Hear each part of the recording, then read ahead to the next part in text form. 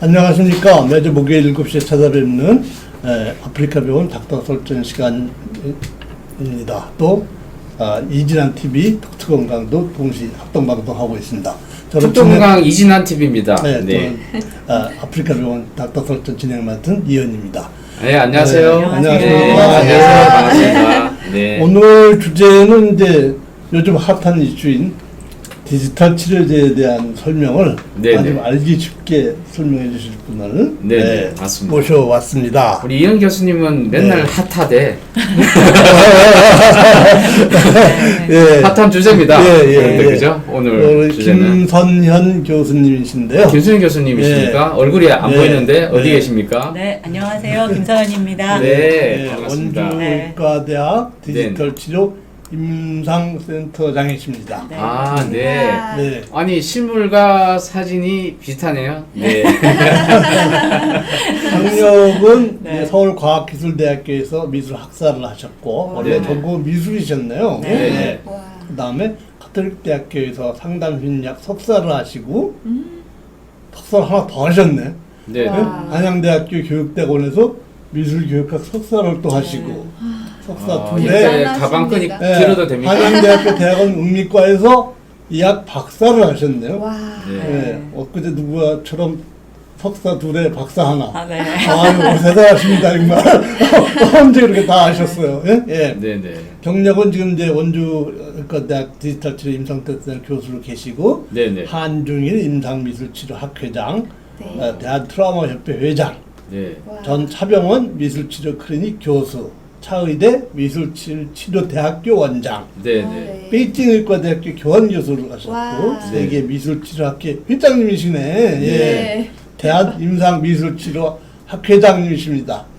더 많은데 여기까지만 하죠. 날 세게 생겼으니까. 김 선생님은 제가 이제 차병원에 통합의학 석사하고 박사를 봤을 때 선생님이시구나. 강의를 하신 걸로 제가 기억하고 있습니다. 맞습니까? 그때 인연이 돼서. 그래서 원래는 디지털 치료가 아니라 원래 이렇게 미술 치료를 하던 분이세요. 원래 미술 치료도 워낙 유명하신 분이고요. 그죠? 미술로 사람의 마음을 움직인다. 멋있는 말이다. 책도 많이 내셨는데. 여러분 이 책 중에 여러분들 아마 다 한 번쯤 봤을 만한 책이 있을 겁니다. 왼쪽에 그림의 힘은 30만 부요? 20만 부 나갔고 다시 이제 리커버 에디션 하면서 10만 부 더 나갔어요? 와, 30만 부 나간 베스트셀러입니다. 진짜 베스트셀러. 아니 교수님 이현 교수님 낸 책 중에 한 1000부 넘은 책이 있습니까 혹시? 책이 없지. 책이 없습니까? 30만 보면 엄청난 거죠. 베스트셀러 중에 초 베스트셀러라고 생각하시면 될 것 같고요.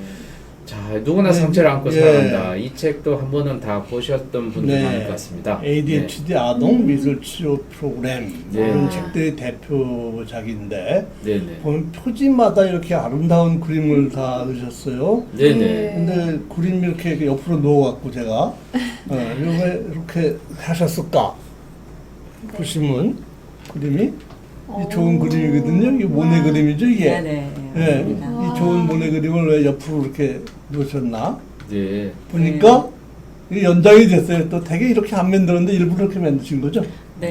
앞에 표지를 보시면 제목이 없잖아요. 책 표지 보시면. 그래서 왜냐하면 그래서 오롯이 이 그림을 보면서 감상을 하고 한번 살펴보는 게 좋겠다라는 이제 기획하에 했고요. 잘 보시면 이제 나무가 중앙에 있고 옆에 한 여인이 있잖아요.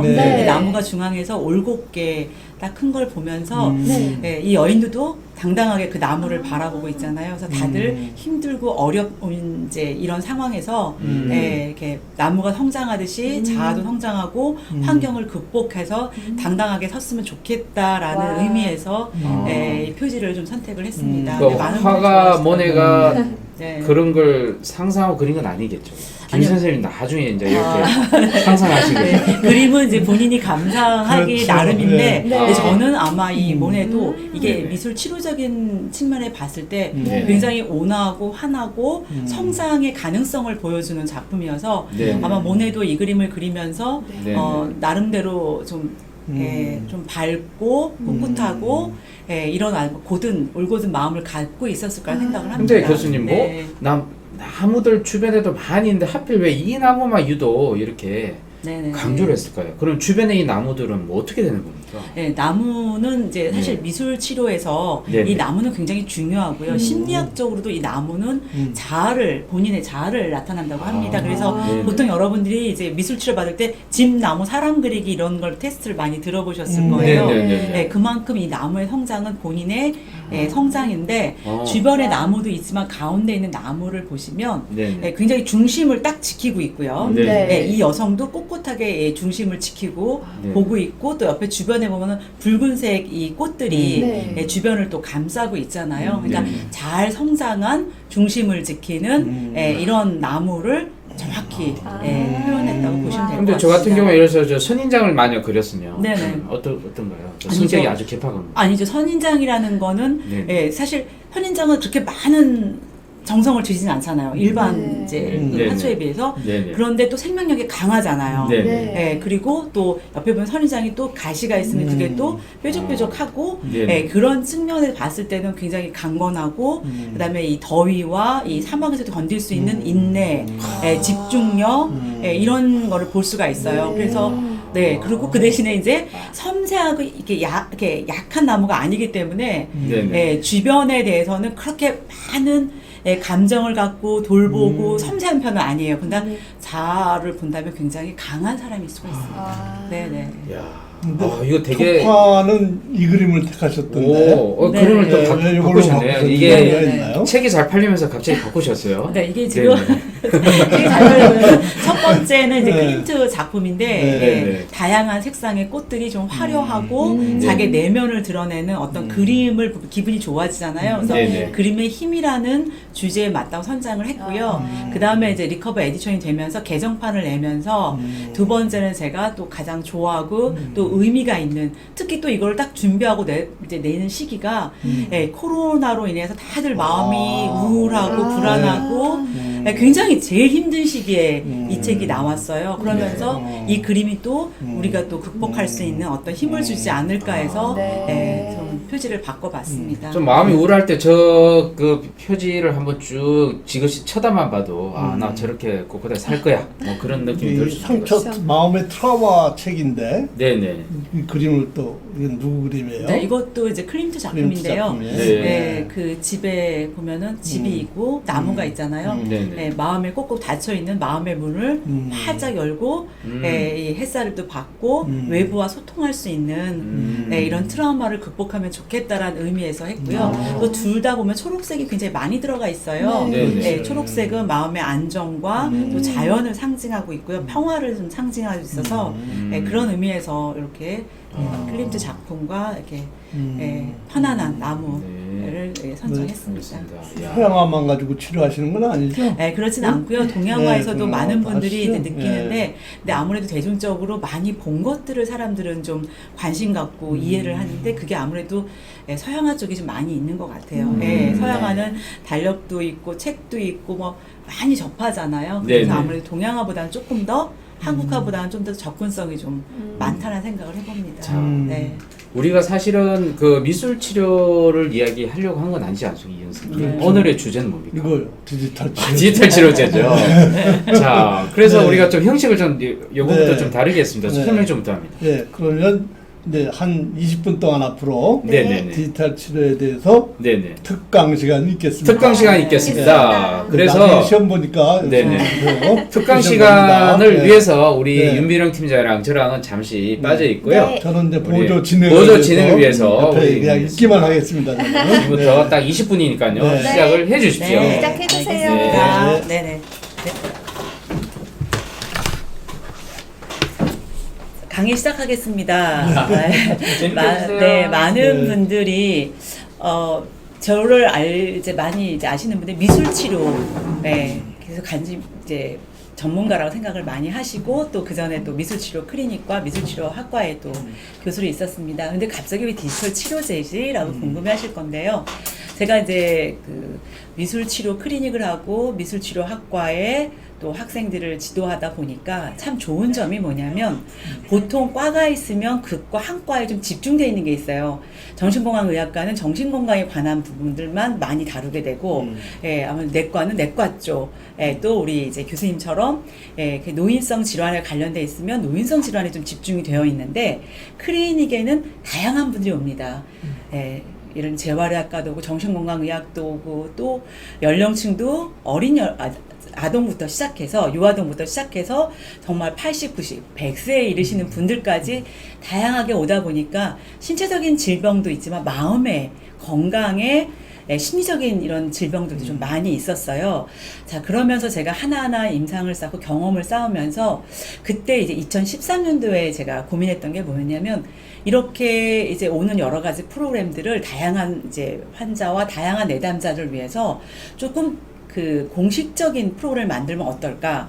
그러니까 서울에 진료를 받으려고 부산에서도 오고 제주에서도 오는데 다 시간을 내고 아이들도 힘들게 오는데 또 좀 에비던스가 좋은 근거 있는 의학 프로그램을 접할 수 있으면 얼마나 좋을까 하면서 제가 그때 이제 앱을 만들기 시작했어요. 13년도에 네. 앱을 만들고 그거를 이제 특허를 하고 출원을 하고 또 외국에 이렇게 수출을 하는 과정에서 굉장히 많은 분들이 이제 반응이 있었습니다. 예, 그래서 좋은 프로그램들을 하면 좋겠다라고 해서 그 뒤에 이제 몇 가지 더 개발을 했었어요. 그러다가 2017년도에 미국에서 이런 프로그램들이 의학적인 검증을 받으면서 디지털 치료제라고 명명을 하고 FDA 승인을 받게 됩니다. 그래서 2018년도에 첫 디지털 치료제가 미국에서 나오게 됐어요. 그거 얼마 안 되네요. 네네네. 그래서 저는 조금 일찍 시작하다 보니까 다양한 이제 이런 이제 뭐 VR이라든가 이런 어플리케이션을 개발하게 된 거죠. 그래서 저희가 갖고 있는 이런 치료 프로그램들이 약간 객관적인 디지털 헬스케어 쪽으로 옮겨갔다고 보시면 되겠습니다. 그래서 전혀 생소하진 않고요. 또 디지털 치료제에 또 아주 중요한 부분이 좋은 프로그램, 의학적 프로그램이 사람들이 이걸 찾으려면 예쁘고 또 관심 있어야 되고 자주 볼 수 있어야 또 그게 치료가 되잖아요. 치료 효과성인 것과 또 계속해서 사용을 하려면 좋은 영상과 음악과 이런 이제 비주얼이 좀 중요한데 그쪽 부분에도 제가 아무래도 아트를 또 전공하다 보니까 또 심리학 전공하니까 그것들을 적절하게 잘 하다 보니까 이렇게 여기까지 오게 됐습니다. 그래서 그냥 미술 치료 담당하고 트라우마를 담당하는 제가 이거를 이제 그대로 디지털 헬스케어에 맞춰서 옮겨졌다고 하시면 되겠습니다. 자, 여러분 이 포켓몬 혹시 기억하시는지 모르겠어요. 제가 저희 아이를 키울 때 저희 아이가 이 포켓몬에 나오는 스티커를 모으고 이 캐릭터를 모으기 위해서 빵을 사면 빵을 버리고 이 캐릭터 스티커를 모으고 특히 종류가 굉장히 많았어요. 그래서 이 종류별로 모으면서 또 다양한 이제 상품들이 나오고 그러면서 정말 이게 폭발적이었습니다. 근데 시간이 지나고 몇 년 전에 갑자기 이 포켓몬이 일본에서 이 포켓몬을 찾기 위해서 사람들이 다니기 시작한 거예요. 그래서 제가 이제 학교 때문에 가서 보니까 이 포켓몬을 잡기 위해서 공원에 젊은 사람들이 모여 있고 또 뭐 버스 안에서도 잡고 택시 안에서 잡고 이렇게 움직이기 시작했습니다. 그래서 연구 논문을 좀 찾아보니까 이거 프로그램 때문에 뭐 호주에 있는 환자들은 병원 생활이 어린이들이 즐거워졌다. 그 다음에 일본의 히코모리, 은둔형 외톨이들이 이걸 잡기 위해서 밖에 나오기 시작했다. 또 미국 병원에 보면은 병원 생활이 즐겁다. 뭐 우울증이 사라졌다. 또 햇볕을 계속 쬐니까 굉장히 기분이 좋아졌다. 자, 이거 하나의 앱 때문에, 하나의 프로그램 때문에 여러 변화들이 일어나기 시작을 했습니다. 그래서 저는 이제 디지털 치료제가 뭐예요? 라고 물어보시면, 간단하게, 자, 우리가 알고 있는 이 캐릭터가 진화해서 우리의 일상의 어떤 생활의 변화와 그 생활의 변화가 나의 심리적인 것과 또 신체적인 것, 심신의학이라 그러죠. 같이 변화하고 건강해지는 게 디지털 치료제의 궁극적인 목표라고 말씀을 드립니다. 자, 간단하게 이제 용어 정리를 하겠습니다. 디지털 치료제라고 하면 많은 분들이 치료제니까 먹어야 되느냐?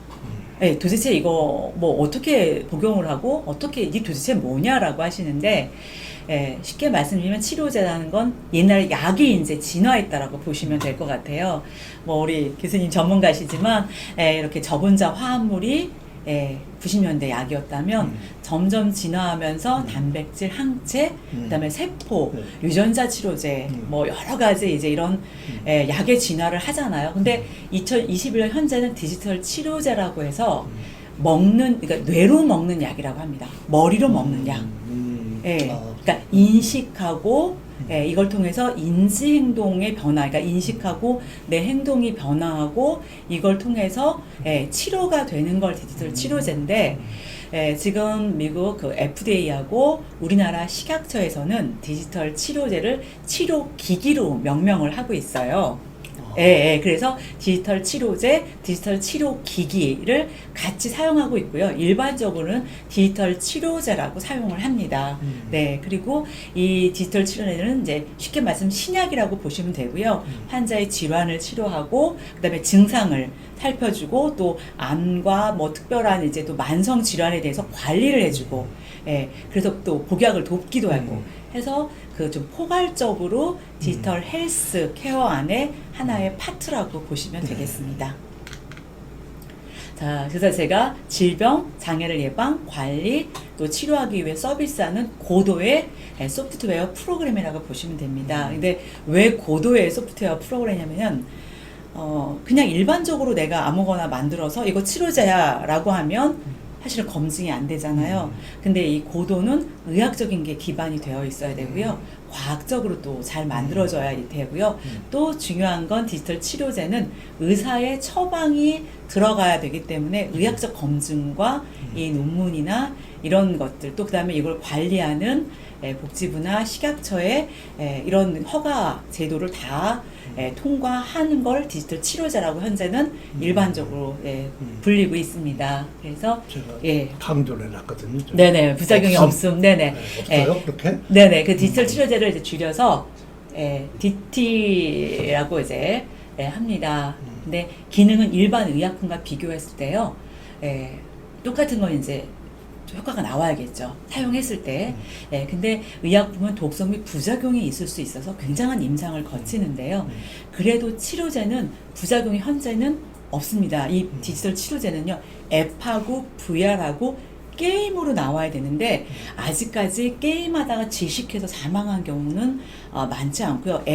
물론 여기에 뭐 앱에 문제가 있다고 하지만 이 우리가 사용하는 이런 핸드폰 이걸 통해서 뭐 그 큰 뭐 사건이 아직은 보고되지 않은 걸 봐서는 안전성이 좀 있습니다. 그리고 이 데이터가 소유하고 관리할 수 있어서 이게 계속 데이터에 쌓이는 거잖아요. 그래서 데이터를 활용할 수 있고요.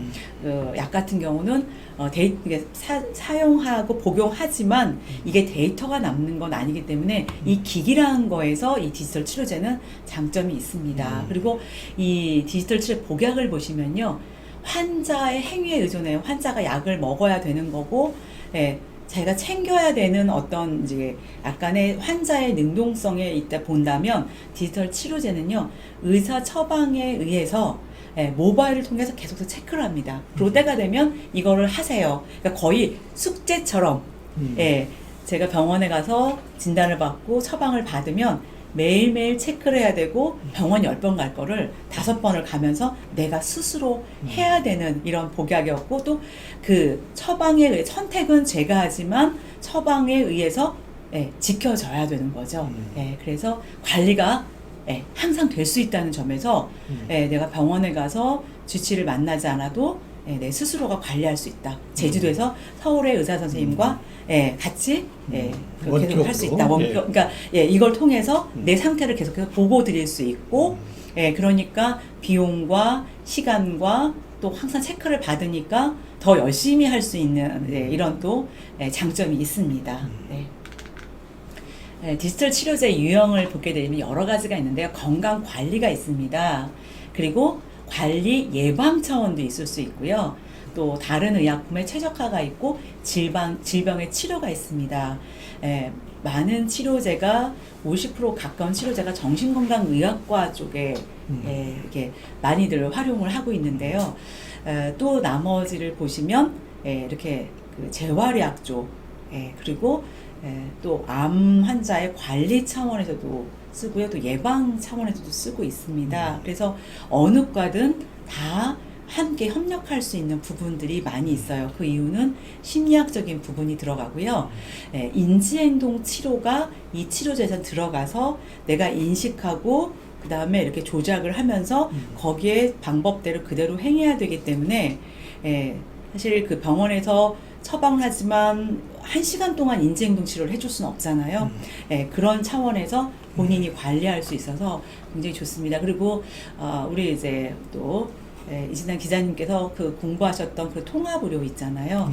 이게 예방에 굉장히 중요합니다. 내가 큰 병을 얻기 전에 내 몸을 어떻게 관리하고 내가 어떻게 이거를 잘 관리해서 병 아주 안 좋은 상태까지 가지 않느냐, 이런 차원에서 디지털 치료제는 굉장히 중요한 역할을 한다고 보시면 되겠습니다. 네, 쭉 보시면 이제 디지털 헬스케어는 많이 들어보셨을 거예요. 헬스케어 안에 사실 디지털 치료제가 예전에는 병방에 있었는데 코로나 이후에 사람들이 많이 병원을 찾기도 힘들고 여러 가지 이제 이동과 또 수명이 연장되면서 건강하게 오래 살고 어떻게 관리할까, 이런 측면에서 디지털 치료제가 지금 굉장히 핫한, 교수님 말씀하신 것처럼 각광을 받고 있고요. 지금 미국, 유럽, 그다음에 일본, 중국에서도 이 디지털 헬스케어 안에 디지털 치료제가 굉장히 활발한 연구와 그다음에 연구가 이루어지려면 많은 또 투자가 이루어져야 되고 많은 인력이 이제 또 같이 움직여야 되잖아요. 또 의료진들의 협조가 있어야 되고 하는데 이런 것들이 굉장히 잘 이루어지고 있는 상황이라고 보시면 되겠습니다. 그리고 여기 보시면 이제 그 디지털 치료제가 2018년도 미국에서부터 시작됐는데 페어가 중독 치료법이라고 해서요. 이 중독 예방에 도움이 되는 치료로 해서 첫 케이스를 얻게 됐고요. 그다음에 그 알킬리의 ADHD 치료용 게임인데요. 이게 ADHD 특징이 뭐 교수님 잘 아시겠지만 다른 거에는 집중력이 굉장히 약해요. 근데 게임에서만 1시간, 2시간, 3시간을 갑니다. 그러니까 많은 이제 부모님들이 우리 애는 ADHD가 아니에요. 왜냐하면 게임하는 거 보면 1시간, 2시간, 3시간도 해요. 집중력이 이렇게 높은데 이게 무슨 ADHD입니까 하는데, ADHD 아동들이 대부분 게임 중독과 요즘에 이제 게임 과몰입이라는 용어도 쓰는데 이렇게 게임에만 집중할 수 있는 이런 특징이 있어요. 근데 게임을 통해서 게임 집중 과몰입을 치료한다. 이게 좀 기능성 게임이라고 보시면 됩니다. 근데 미국에 이제 만든 게임을 좀 제가 봤는데요. 정말 잘 만들었어요. 그러니까 아이들이 정말 재밌는데 그게 뭐 딱 봐서 계속 게임이 재밌어서 해요. 프로그램도 있고 색깔도 되게 예쁘고요. 그 다음에 의학적인 검증도 되어 있고 프로그램이 좋아요. 근데 쭉 하다 보니까 나도 모르게 치료가 되는 거죠. 네, 그래서 게임, 이제 ADHD의 집중력 강화를 위해서 게임의 과몰입을 위한 게임이 나온 건데, 이것도 의사 처방에 의해서 지금 이제 받고 이제 사용하고 있는데요. 그래서 우리가 갖고 있는 기존의 이런 생각들을 좀 바꿔야 될 것 같아요. 게임이 무슨 치료가 돼? 근데 이 디지털 치료제는 게임과 앱과 또 VR 아시잖아요. 가상현실. 이게 또 프로그램에 의해서 이렇게 효과가 있다라는 거죠. 게임을 게임으로 잡는 거네요. 네네네. 그래서 게임 중독, 과몰입을 게임으로 한다라고 해서 굉장히 좀 핫합니다. 그리고 여기 쭉 정리를 한번 해놨습니다. 치료 효과를 높이기 위해서 단독으로 사용할 수도 있고요. 다른 약이나 기기와 함께 사용이 가능합니다. 뭐 ADHD 예를 들었지만 병원에 가서 약을 복용하면서 집에 와서 또 이제 학교에서 게임을 이 프로그램을 통해서 이제 하는 거죠. 그리고 최근에 불면증 치료 앱도 많이 이제 활용하고 있고요. 우리나라도 그리고 또 미국에서도 굉장히 활발하게 지내고 있습니다. 그리고 VR을 기반으로 해서 외상후 스트레스, PTSD 치료도 있고요. 당뇨 앱도 나오고 있고요. 우울증 치료 이런 것들이 좀 많이 개발되고 있습니다. 예, 좀 정리를 해봤습니다. 예, 그래서 네, 이렇게 다양한 프로그램으로 진행이 되고 있습니다. 그리고 세계 디지털 치료제 시장을 보시면 이렇게 많이 변하고 있고요. 제약회사도 있네요. 네, 제약회사가 지금 개발을 하고 있고요. 의료진들과 같이 이제 임상 부분을 이제 또 같이 하고 있습니다. 예. 그래서 또 이게 이제 출시가 되면 아마 판매 이런 것도 사용도 병원과 의료기관과 그 다음에 제약회사에서 또 이걸 또 같이 또 협력해야 될 부분도 많이 있을 것 같습니다. 개발 시 고려사항은 뭐 여러 가지가 있는데 생각보다 이 디지털 치료제 개발은요 상당히 어렵습니다. 우리나라는 지금 허가받은 게 한 건도 없어요. 사실 미국은 지금 10건 가까이 있고요. 그 다음에 일본이 지금 의료보험 수가까지 받았습니다. 근데 왜 그러냐면 우리나라도 지금 뒤지진 않는데 굉장히 많은 절차를 밟아야 되고요. 그리고 많은 이제 인력과 많은 연구가 이제 되어야 되기 때문에 그렇게 쉬운 건 아니고요. 또 많은 의료진들이 정말 어렵다. 근데 지금 현재 우리나라에서 많이 이제 그 지원을 해주고 있고 연구비도 많이 지금 책정이 되어 있어서 이것저것 시도들은 많이 하시는 것 같은데. 많이 하시고 계세요. 네네. 그래서 저희도 이제 우리나라도 이제 빨리 이제 이런 것들을 준비하면서 좋은 성과들이 나올 거란 생각을 해봅니다. 네, 그래서 쭉 보시면 처방에 의해서 임상, 인허가 부분, 보험 부분, 그다음에 의사의 처방이 있고 환자가 사용되고, 근데 중간중간 또 많은 것들이 이렇게 있어서요. 치료제 개발하는데 짧게는 아마 3년이지만 3년도 거의 못할 거예요. 몇 년씩 걸린다고 보시면 되겠습니다. 현황 보여드렸고요. 네, 그다음에 이렇게 지금 세계 각국에서 지금 치료제 개발을 위해서 이렇게 노력을 하고 있습니다. 한국도 지금 개발하고 있는 부분들이 또 많이 있어서 이렇게 올라와 있고요. 보시면 비디오 게임, 모바일 앱, VR 뭐 이렇게 다양하게 나와 있습니다.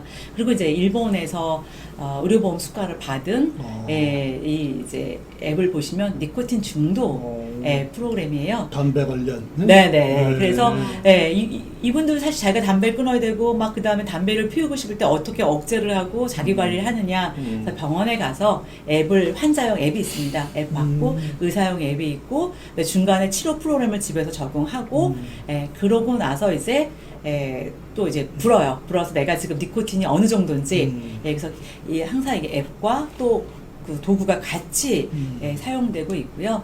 저희도 지금 개발하는 것 중에 하나는 이렇게 우리 시계에 차면서 자기 인체 생체 리듬 다 체크하는 것처럼 저희도 그것도 같이 지금 개발을 하고 있습니다. 그리고 이제 우리가 그 K-팝이라고 해서 오히려 지금 이 상황에 더 세계를 이제 더 놀라게 하고 있는 것처럼 또 K 방역처럼 디지털 헬스케어에서 디지털 치료제로 또 저희가 이제 좀 빨리 세계화되도록 노력을 하고 있습니다. 네. 그리고 이제 한 가지 이제 소개를 드리면 어제 바로 출시가 됐습니다, 교수님. 뭐예요? 그래서 지금 이 방송을 통해서 첫 번째 여러분께 인사를 드리는데요. 제가 이거 나중에 한번 설명을 드리도록 하겠습니다. 좀 이해가 되셨는지 모르겠어요. 제가 짧은 시간 안에 이렇게 설명을 해드렸는데요. 아직 여러분이 금방 와닿지 않으실 겁니다. 그런데 이게 보편화되면 좀 아실 수 있을 거고요. 제가 처음에 미술 치료라는 게 있을 때 많은 분들 질문이 미술로 치료가 되나요? 그리고 미술 치료를 처방을 받나요? 그리고 의사분들은 처방을 하는 거 맞아? 라고 하셨는데 지금 많은 시간이 지나고 나서 미술 치료를 요양원, 복지센터에서 다 하고 있고 또 장애 아동 청소년들은 미술 치료를 받으면 또 복지부에서 바우처를 해서 또 지불을 해주고 그래서 이거는 완전히 이제 보편화가 되어 있는 것처럼 아마 지금 디지털 치료제가 생소하시지만 아마 몇 년 지나고 나면 저도 어떤 치료제를 처방해 주세요. 또 의사 선생님들도 이러이런 치료제가 좋을 것 같습니다. 지금도 디지털 치료제 바우처가 있어요? 아니요, 지금 그 미술 치료 바우처, 미술 치료 바우처가 있습니다. 네. 자, 그러면 이제 여러분들이 이제 점점점 많이 들으실 기회가 있으실 겁니다. 제 강의는 간단하게 여기서 마치겠습니다. 경청해 주셔서 감사합니다. Q&A 시간입니다. 네. 그래서 뭐 아이고. 궁금하신 점이 있으면 채팅창에 올려주시고요. 네네. 네, 톡톡건강 채팅창이든 뭐 아프리카 병원 채팅창이든 자유롭게 올려주시고 하면 또 저희들이 진행하는 데 도움이 저희들이 이번에 좀 독특하게 진행을 하고 있습니다. 예, 처음에 좀 소개를 하고 두 번째 이제 강의 형식을 했고 이제 Q&A 시간을 따로 마련해서 한꺼번에 질문을 받는 걸로 하고요. 나중에 한 20분 정도 진행되고 10분 정도는 우리 또 김선식에서는 꿀팁 뭐 또 이런 것들을 좀 소개할 예정입니다. 아까 그 강의 잘 들으신데 디지털 치료제라는 게 무엇보다도 앞으로 이제 향후에 많이 이제 발전할 수 있는 그런 시장이 가 되겠는데요. 네. 좀 많은 분들 좀 질문해 준 게 있어요. 우리 김선현 선생님께서는 원래 미술 치료 전문가신데 갑자기 디지털 치료제를 하신다는 거죠. 이게 미술 치료제랑 디지털 치료제가 연결이 되는 건지 참 이게 이상하다라고 좀 의문을 품고 있는 분들이 많이 계십니다. 네. IT 전문가가 아니신데 갑자기 IT 전문가가 된 느낌이 듭니다. 네. 어떤가요? 네. 네네. 네. 미술이라는 게 아무래도 아날로그잖아요. 네. 근데 디지털 치료제는 좀 뭔가 IT 전문가 같은 네, 네. 기술이 좀 접목돼야 될 네. 것 같은데요. 제가 직접 뭐 이렇게 IT로 만드는 건 아닙니다. 네, 네. 그거는 개발자라고 해서 이쪽에 또 아트와 또 IT 쪽의 전문가들이 만들어 주는데요. 그러나 프로그램은 저희가 넣어야 되겠죠. 그래서 이 디지털 치료제는 의학적인 근거가 꼭 있어야 돼요. 네, 그래서 정말 치료했더니 좋아지더라라는 논문도 있어야 되고 의학적 근거가 있어야 되고요. 네네. 그 안에는 심리학적인 게 들어갑니다. 디지털 치료제는 인지행동 치료를 기반으로 하기 때문에 이거는 심리학적인 부분이 꼭 들어가줘야 돼요. 네, 네네. 그리고 이거 또 만들었을 때 기왕이면 보기 좋은 떡이 맛도 있다라고 생각이 들고 또 기왕이면 좀 좋아야지 사람들이 더 많이 보는 것처럼 네. 이런 영상이나 이런 음악이나 이런 것들이 굉장히 아름답고 보기 좋고 호기심을 불러 일으켜야 됩니다. 네. 그래서 포켓몬이 좋아하는 이유는 캐릭터 하나하나가 너무나 재밌고 역동성이 있기 때문에 많은 사람이 찾는 것처럼 이런 개발 부분에서도 굉장히 중요한데 근데 이제 미술 치료가 이런 네. 여러 가지 컨텐츠를 가지고 이거를 디지털화해서 영상과 앱과 VR과 게임으로 보여지게 옮겨주는 거죠. 네. 그것도 포켓몬을 하면 디지털 치료 받고 있는 거예요? 네? 포켓몬으로 사실 디지털 치료제에 들어가면 그거는 또 활용이 될 수가 있는 거죠. 캐릭터가. 포켓몬 게임 자체가 당장 치료가 되는 게 아니라 치료용으로 이렇게 될 수도 있어요. 우리 네네. 노엘로님 이거 생방송입니다. 지금 네. 생방송이니까 질문해 주시면 되고요. 네. 지금 디지털 치료제에 대해서 얘기하고 있습니다. 포켓몬도 물어보셔도 돼요. 네. 그 캐릭터를 사용할 수 있고요. 네. 그것도 앱으로 개발하거나 VR로 해서 거기에 맞는 환자분들에게 제공을 하고 치료 효과 검증되고 그 다음에 이런 뭐 FDA나 아니면은 식약처나 복지부에서 인허가 부분이 해결이 된다면 그것도 치료제를 할 수 있습니다. 이게 과정이 되게 복잡하네요. 네, 많이 복잡합니다. 뚝딱뚝딱 네네. 나오는 게 아니고요. 그러니까 개발자 그냥 만든다고 되는 건 치료되는 거 아닙니다. 아니죠? 네네. 이게 치료니까 이제 식약처에 임상이 들어가야 되는 거예요. 네네. 저희가 임상도 1차, 2차가 있고요. 의료기기로 지금 또 분류가 되어 있기 때문에 기계로서 안전성도 확보해야 되고요. 네네. 그 다음에 이걸 통해서 치료가 이루어져야 됩니다. 그래서 논문도 나와줘야 되고요. 네네. 그리고 여러 가지 절차를 거쳐서 나옵니다. 아까 그 부작용은 없음이 돼 있는데. 네네. 네. 부작용. 안정성은 이미 확보된 거 아니에요? 네, 그래도 우리가 괜찮다고는 하지만, 그렇죠. 신약에 비해 다른 약, 그게 비해서 안정성은 확보가 되어 있죠. 그래도 저희는 안정성까지도 검토를 받습니다. 그래서 이 기기가 몇 등급이냐가 있어요. 네. 근데 네. 치료제를 만들었을 때, VR을 만들었을 때, 근데 VR을 썼는데 어지러워서 뭐 쓰러졌다, 아니면 네네. 제어가 안 된다, 이럴 수도 있기 때문에 아. 환자분한테 맞춰야 됩니다. 왜냐하면, 교수님, 연세 많으신 분들이 VR을 써서 막 어지럽다, 토하시기도 해요. 토한다, 그러면 거기에 적절하지 않은 거예요. 그래서 그 안정성도 봐야 되고요. 네. 어떤 질환에 어떤 그 도구들이 좋은지 이것들도 평가를 해야 되기 때문에 안전성은. 근데 그래서 VR 같은 경우는 그런 부작용에 대한 문제 이슈가 생길 수 있지만 대부분의 앱을 활용하는 거잖아요. 네네네. 그래서 이게 뭔가 약은 예를 들어서 간에 안 좋은 거, 신장이 안 좋은 거 이런 부작용에 대해서 걱정이 많은데 디지털 랩은 상대적으로 그 안전성은 좀 확실히 좋은 거 같아요. 좋은 거예요. 그리고 VR도 개인차가 있거든요. 아이들이 보면은 하나 어지럽지 않고 근데 또 개인적으로 안 좋을 경우 토할 수도 있고 어지러울 수 있기 때문에 이 자체는 안전한 거죠. VR이란 자체. 이 기기는 갑자기 뭐가 막 튀어나오거나 막 이런 건 아니기 때문에 안전하고 이 핸드폰도 뭐 가끔 핸드폰 사고가 난다고 하는데 그거는 자체의 문제지 이 자체에 표현하는 건 문제가 없고요. 그다음에 게임도 마찬가지입니다. 게임에 부작용이 있다고 하는 거 그거는 아이가 너무 집중하거나 폭력성이 있는 게임의 문제지 치료제가 들어간다면 게임 자체의 문제는 없는 거죠. 근데 치료제도 게임이면 게임에 중독이 빠질 수는 있겠네요. 네, 그래서 많은 분들이 염려를 하시는데 치료제 중독. 그런데 치료 프로그램은 그렇게까지 재미는 있지는 않다고 합니다. 그러니까 게임은 폭력성이 있고 막 성과가 있고 막 여러 가지 안 좋은 게 있으니까 막 집중하고 그거를 모방하고 이런 부작용이 있지만 치료제 게임은 폭력성이나 이런 것들은 다 배제되고요. 치료를 근거로 해서 재미있고 또 흥미있게 만들기 때문에 그런 염려는 현재는 없는 걸로 보시면 되겠습니다. 저희들이 치료할 때 약 주면 수능도가 있잖아요. 네, 맞습니다. 수능도가 참 항상 문제가 되는데 이건 수능도 관리가 쉽지 않을 것 같은데. 네, 맞습니다. 수능도가 굉장히 중요한 건 그래서 어떤 분들은 그 얘기를 해요. 잠깐 수능도가 뭔가요? 그러니까 약을 수능시험인가요? 주잖아요. 그러니까 약을 하루에 3번 식전 1시간 드세요. 제대로 잘 따라서 드시는 분이 수능도가 높은 분이에요. 그러네요. 집에서 만약에 너 디지털 치료 하라 그러면 이거 제대로 한지를 알 수가 있는 거죠. 수능도는 어떻게 하냐면요. 이 앱에서요. 매일매일 알람이 울리거나 아니면 이게 자동으로 뜨게 만들거나 아니면 매일매일 체크를 하게끔 다 들어가 있습니다. 이런 관리를 하게끔 그래서 그 기능이 앱이나 VR, 특히 앱 같은 경우는 이 기능이 다 들어가 있어요.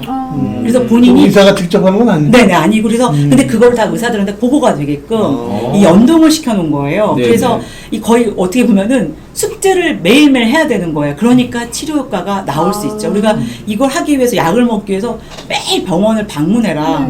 매일매일 일기를 써라. 매일매일 뭐 일지를 써라 하면 우리가 어떻게 매일매일 가겠어요. 근데 서울에서 처방받고 제주도에서 휴가를 즐기면서도 이거를 매일매일 시간을 내서 하니까 오히려 더 귀찮을 수도 있어요. 그러나 이런 것들은 다 알람 기능이라든가 이 수능도는 필수 요소로 들어간다고 보시면 됩니다. 근데 그러면 디지털 치료제랑 치료의 차이는 뭔가요? 디지털 치료제하고 디지털 치료 같은 것 같은데. 네, 그죠? 많은 분들이 고민을 하시는데요. 아주 날카로운 질문을 하시네요. 네. 감사합니다. 이렇게 좋은 질문 해주셔서. 그냥 내가 만들어서 봤더니 우리 애가 좋아지고 마음이 즐거워진데 이거 치료제 아니에요 라고 하시는데 치료제라고 붙일 때는 현재는 식약처의 이런 인허가 부분을 거쳐야 되고요. 임상도 거쳐야 되고요. 이런 다양한 과정을 거쳐야 됩니다. 그러나 우리가 그 손쉽게 보는 약이 있잖아요. 약인데 전문 의약품이 있는 건 의사의 처방을 받아야 되고 전문 의학이 아니라 일반적으로 약국에서 구입할 수 있는 약이 있잖아요. 그 일반 의약품. 그런 거는 또 우리가 손쉽게 구하지만 효과가 떨어지는 건 아니잖아요. 예를 들면 뭐 항생제 같은 경우는 의사 처방이 필요하지만 내가 머리가 아프고 좀 으슬으슬하다 그러면은 그냥 타이레놀 사러 병원 약국에 가서 보통 할 수 있는 것처럼 이 치료라는 건 광범위하다고 보시면 되고요. 치료제라고 하는 거는 사실 우리나라에서 어떻게 규정이 될지 모르나 현재로서는 이런 인허가 부분, 이런 의학적인 부분을 완전히 통과한 거를 치료제라고 보고요.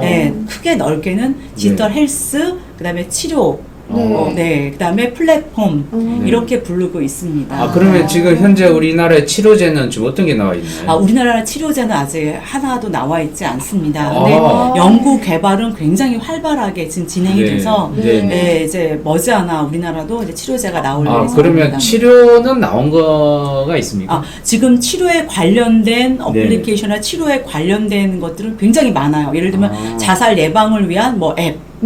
뭐 이런 거 앱 해서 그런 손쉽게 다운받아 쓸 수 있는데 효과가 전혀 없는 건 아니지만 거기에 대한 임상적인 거 이런 것들은 사실 많이 나와 있지 않고 그러면 보니까 비만 관리 디지털 치료제 이렇게 것도 눈에 띄던데 그것도 완전히 치료제란 말은 쓰면 안 되는 거예요. 현재는 치료제라고 나와 있는 건 없습니다. 인허가를 받고 그러면 비만 관리 그냥 비만 관리 앱이라고 해야 되는 거예요? 네네. 근데 비만 관리 앱을 보시면 사실 따라하면 도움은 되잖아요. 그러니까 어떤 거에 도움이 될 수 있는 보조 치료라고 보시면 되고요. 네, 치료제다. 이게 디지털 치료제다라고 한 건 한 건도 없습니다. 근데 많이 만들어져야 되는 게 사실 우리가 여러 약을 중에서 난 이게 예쁘고 이게 효능이 잘 들어 해서 찾는 것처럼 의사분들도 이게 당신한테 좋을 것 같습니다. 여러 약품 중에 치료제 중에서 이게 좋습니다. 연령대 이게 좋습니다. 이렇게 하는 것처럼 사실 앞으로 치료제는 많이 나와야 선택도 할 수 있고 가격도 다운되고 좀 대중화가 될 수 있습니다. 선택지가 많아야 된다. 네네. 지금 현황은 한국에 없습니다. 그래도 연구되고 있는 거는 몇 종류나 돼요? 연구되고 있는 건 10종류라고 지금 보시면 되고요. 아마 더 적지 않네요. 미국에서 지금 한 개 한 10종류라고 아까 말씀하셨나요? 미국은 아예 FDA 승인이 되는 것, 치료제로 아예 그 의료 현장에 쓰고 있는 게 10종류고요. 저희는 지금 개발 중인 게 10종류. 그러니까 아직 나오지는 않고 있습니다. 앞으로 나오겠죠. 임상시험이 완료가 되면 디지털 치료제로서 등장을 할 것들인데요. 그럼 당연히 아직은 의료보험은 안 되겠네요. 네네. 저희가 아직도 의료보험 그 과제 앞으로의 여러 넘어야 될 장벽들이 많이 있습니다. 김 선생님께서는 디지털 센터장이시잖아요. 네네. 그러면 이제 디지털 치료 센터장으로서 이제 많은 의사분들하고 같이 협업도 하고 할 텐데 현재 센터장 여로서 그쪽에 좀 임상이 지금 진행되고 있는 게 어떤 거예요? 네, 저희 지금 센터에서는 그 대중을 위한 어플리케이션도 지금 개발됐고요. 또 하나는 치료제 개발을 위해서 지금 식약처의 인허가 부분도 하고 있고 의사분들과 지금 코워크해서 하는데 산부인과 쪽도 하고 있고요. 그 다음에 정신건강의학과 쪽에서 또 같이 하고 있는 부분이 있고요. 그럼 언제쯤 나올까요? 응급의학도 있고 지금 저희 지금 산부인과는 뭘로 하죠? 산부인과는 지금 산부인과 지금 아무래도 여성들이 그 월경에 관련해서 또 생리를 앞두고 여러 가지 스트레스 그 다음에 월경 양이 또 불규칙적인 것 건강에 또 문제가 되고 있어서 아마 산부인과 쪽 측은 아마 국내외적으로 좀 독보적으로 좀 할 수 있을 것 같다는 생각을 좀 들고요. 정신건강의학과 쪽, 그 다음에 저희 또 응급의학과 쪽도 하고 있고요. 재활의학과 쪽도 지금 활발하게 하고 있어요. 그러니까 언제 나오냐고요?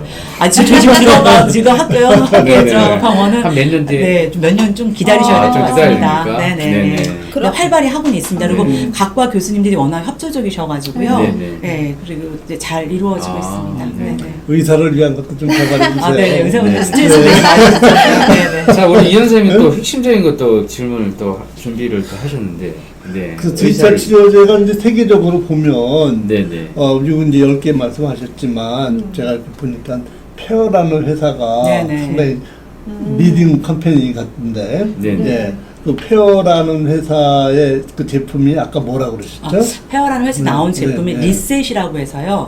중독 예방을 위한 겁니다. 그러니까 근데 이게 처음에 나오게 된 게 이제 디지털 치료로 해서 그냥 사람들이 앱처럼 그냥 쓴 거예요. 쓰다 보니까 이제 제약회사에서 이것도 승인을 좀 받고 임상을 하고 승인을 받아서 하면 어떨까 해서 연구가 진행되면서 이게 FDA 승인을 딱 받게 된 거예요. 최초예요? 네, 최초입니다. 전 세계 최초인데요. 근데 왜 중독이 이게 있냐면 중독은 사실 술을 끊어야 되고 뭐 담배를 니코틴 쪽 끊어야 되는데 이게 자기 의지만 되는 것도 아니고 근다고 매일 병원에 간다고 되는 것도 아니기 때문에 자기의 그 생각 끊어야겠다 하면서 조절하고 그거를 억제하고 좀 다른 쪽 방향을 가는 프로그램이 필요하겠다 해서 이 프로그램이 개발됐고 했더니 정말 끊게 되더라.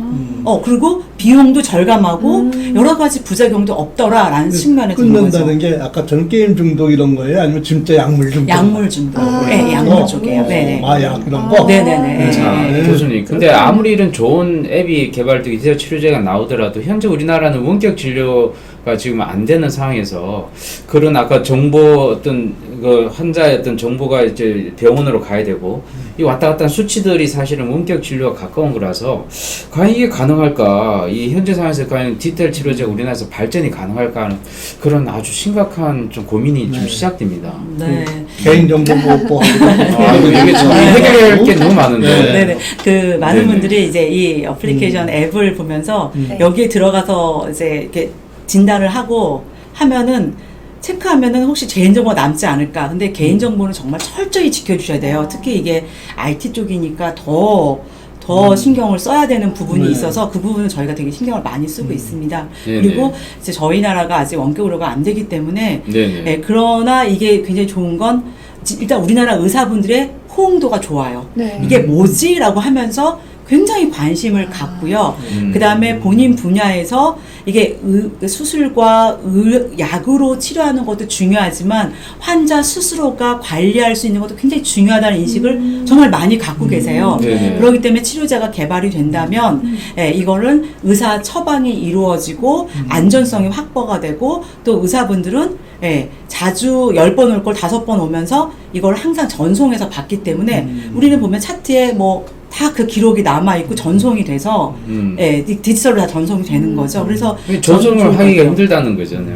그렇긴 하지만 의사 처방에서 관리가 되는 거고 또 그 앱을 깔아서 앱으로 또 주고받고 그러니까 원격 모니터링이 되는 거 아닙니까, 이 현상이? 치료제가 되면 아무래도 그런 부분들이 그쵸. 있겠죠. 네네. 네네. 근데 원격 의료라는 게 사실은 처방을 하고 약 처방을 하고 이게 완전 이걸로 진료를 실시하는 건데 저희 나라는 현재 법에 보면은 이 디지털 치료제가 이게 법을 뭐 어기면서까지 한다던가 이 지금에 있는 법을 무시하고 들어가는 것 같지는 않고요.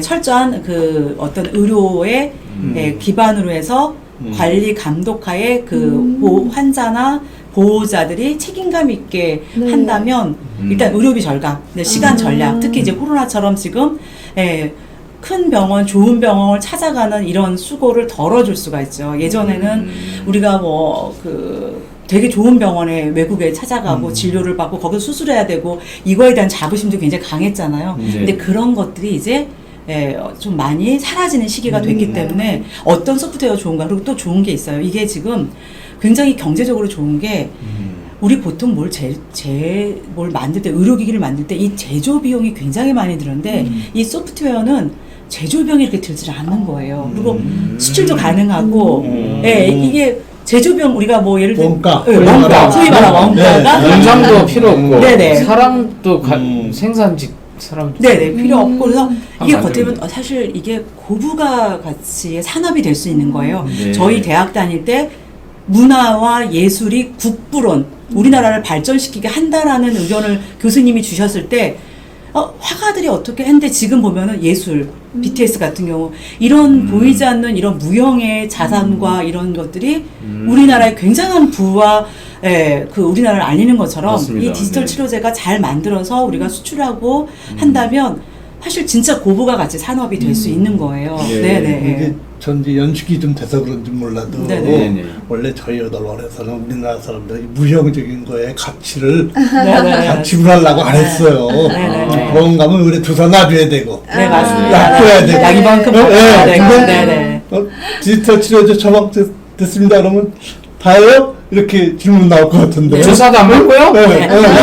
주사도 안 받겠지만 근데 재밌어요. 그 어머님들이 이게 되게 경도인지를 해서 치매 되기 전인데 어떻게 해야 될 방법이 모를 때 병원에 가서 처방 받고 약도 받고 뭐 이렇게 뭐 여러 가지 하겠죠. 의료적인 처치를 받지만 프로그램을 주면서 어머님 이 프로그램 계속 해보세요. 근데 이 프로그램이 치매 예방, 경도인지 장애, 뭐 자뇌운의 활성화, 또 흥미로운 거 굉장히 재밌고 또 이 앱을 통해서 주변의 인력들과 소통을 할 수 있다. 찾아가는 게 아니라 이걸 통해서 김영관, 박영관도 만날 수 있고 손자, 손녀도 만날 수 있고 이렇게 되면은 훨씬 더 즐거워지는 거죠. 그래서 이렇게 활용하시면 되게끔 네. 제가 만들어준 거죠. 근데 약과 약이 아닌 것과의 경계선을 어디로 잡아야 될까요? 참. 네. 아무래도 복용을 해서 신체적인 변화가 즉각적으로 필요한 경우가 있겠죠. 네. 예, 그런 경우는 약 복용을 제 해야 경험을 되죠. 하나 여쭤볼게요. 그러니까 좀 몇 년 된 얘기인데요. 네네. 디지털 치료 개발 전에 어디 미국에 좀 단기 연수를 갔다가 네네. 네네. 개발하고 있다고요. 네네네. 근데 이제 사이클 헬스클럽에 이제 자전거 탄 프로그램인데 VR을 쓰고 타요. 네. 그럼 내가 꼭 새가 된 것 같은 느낌이 들어요, VR에. 네네네. 이 페달을 열심히 밟으면 새가 잘 날아가. 네네. 근데 페달을 천천히 밟으면 이제 떨어지기 시작하는 네네, 느낌이 맞아요. 드는 거예요. 맞아요. 그래서 정말 신기하다. 그러니까 열심히 내가 안전하게 만들려면 열심히 밟아야 돼요. 네네, 맞습니다. 그 치료제예요? 네네, 그게 치료제예요. 지금 외국에 나와 있는 문헌을 보게 되면, 네. 책을 보게 되면, 이렇게 재활을 해야 되는데, 빨리 움직이세요, 손을 드세요, 다리를 움직이세요, 뭘 하세요, 이거보다도 VR을 통해서, VR은 쓰는 것도 있지만 앞에 보면 화면도 있습니다, 네. 여러분. 네, 화면을 보면서 따라 했더니, 이 운동이 되는 거예요. 그러니까 동기 유발을 시켜줄 수 있는 거죠. 그리고 체가 떨어지면 사람이 심리적으로 떨어지지 않게 내가 해서 떨어질 것 같은 막 느낌이 열심히 들더라고요. 재활을 하게 되는 거죠. 예, 그게 바로 치료제라고 보시면 되겠습니다. 네, 네.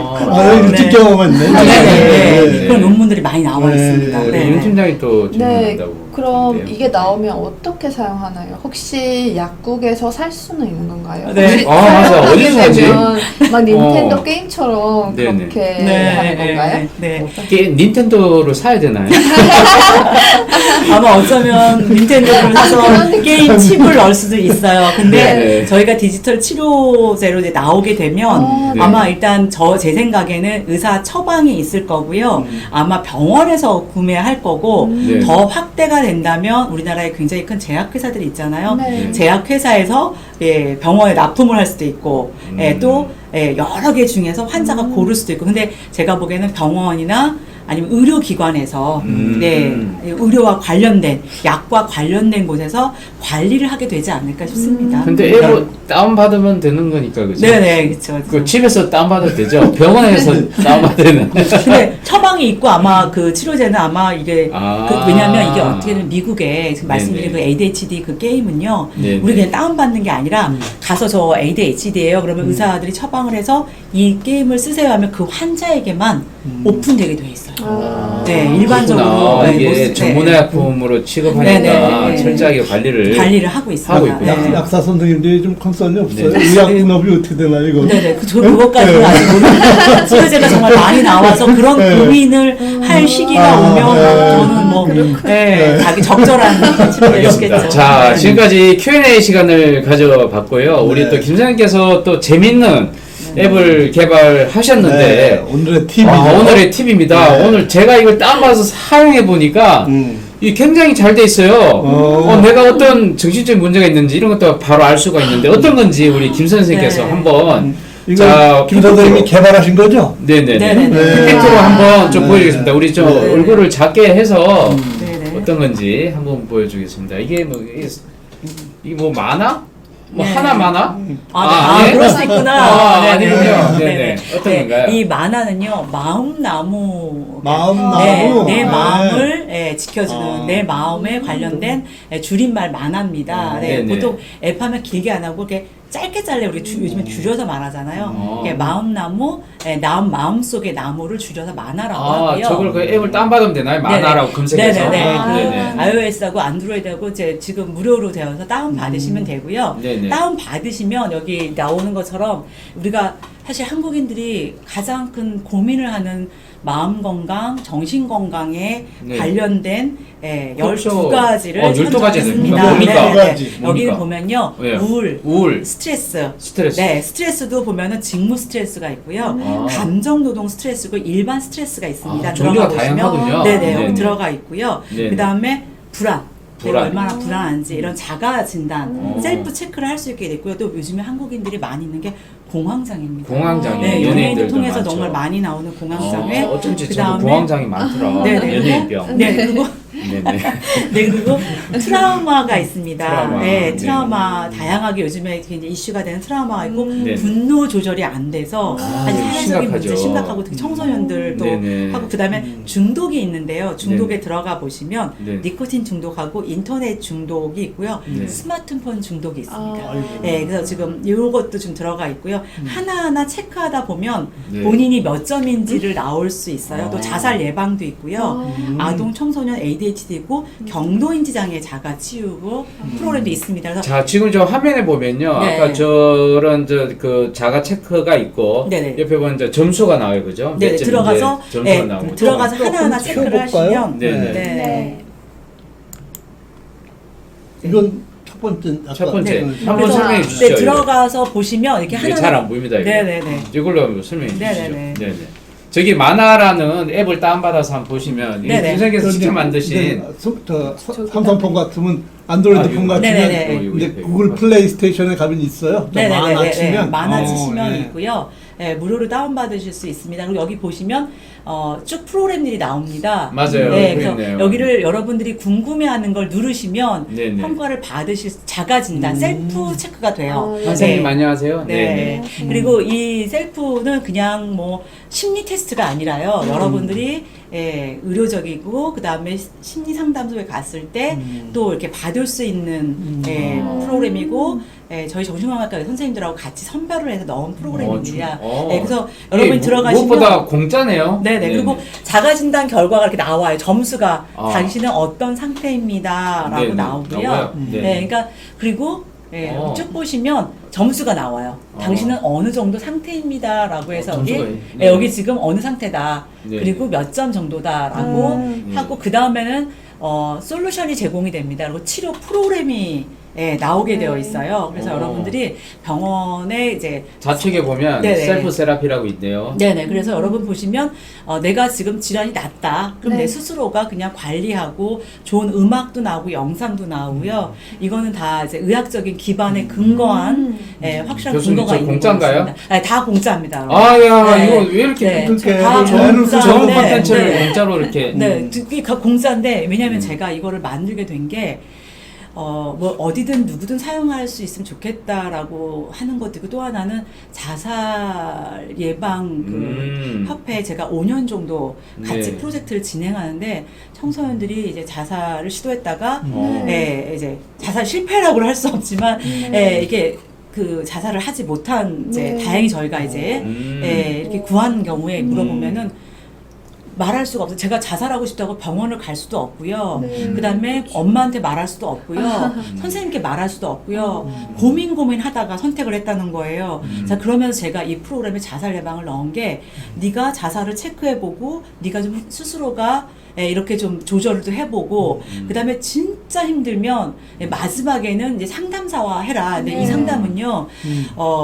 연중 무휴를 했습니다. 주말 그리고 할 수가 있고 그럼 어떻게 그다음에 살아요, 새벽 상담사는? 1시까지 받을 수 있어서 특히 많은 분들이 우울하고 자살을 생각할 때는 이게 홀로 있는 시간 아니면 늦은 시간 혼자 이제 외로울 때 많이 생각이 나서 이건 또 이제 맞춤형으로 해서 내가 맞는 상담사를 찾아 상담을 할 수가 있어요. 네네. 이거는 여러분들이 이제 급하거나 아니면 또 자녀 상담을 할 때 ADHD 상담할 때 이때 사용하시면 되고요. 격리할 경우에는 이제 앞에 여러 가지 컨텐츠를 하시면 되고 생애 주기별로 해서 또 이렇게 또 체크할 수 있게끔 되어 있습니다. 그래서 여러분들이 그냥 즐겁게 활용을 하시면 좋겠고요. 이 앱의 가장 큰 장점은 치료제는 아닙니다. 그러나 모든 근거와 모든 이제 아트적인 요소를 넣었기 때문에 여러분이 사용하실 수 있고요.